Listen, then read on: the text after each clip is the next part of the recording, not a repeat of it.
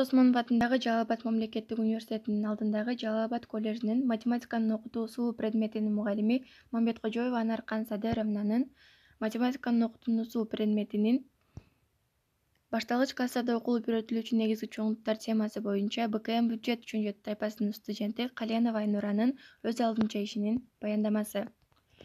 Алгач эле башталгыч класстарда узундук, аянт, көлөм, бурч, масса жана башка чоңдуктар камтылган. Алардын ар бирин окуучуларга түшүндүрүүдө айлана чөйрөдөгү предметтердин жардамында түшүндүрөбүз. Айлана чөйрө менен адам баласы тыгыз байланышта болгондуктан айланадагы кээ бир нерселердин касиеттерин билүү үчүн чоңдуктар жана чоңдуктардын бирдиктери түшүнүктөрү келип чыккан. Мисалы үчүн, столдун узундугун билүү үчүн узундук чоңдугу, аны ченөө үчүн сантиметр, миллиметр узундуктун чен бирдиктери келип чыккан.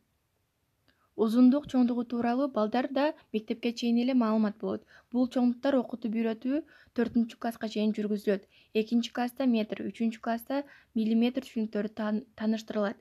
4-класста узундуктун чоңдугу экендиги, аралык менен байланышына мүнөздөмө берилет. Узундуктун чен бирдиктери миллиметр, сантиметр, дециметр, метр, километр бирдиктери. Узундук деген эмне? Узундук сызыктын узундугунун сандык мүнөздөмөсү. Буюмдар 3 өлчөмгө ээ: узуну, туурасы жана бийиктиги. Ушул сыяктуу эле чоңдуктардын бири болуп аянт чоңдугу. Аянт чоңдугу 3-класста салыштыруу ыкмасын пайдалануу менен тааныштырылат.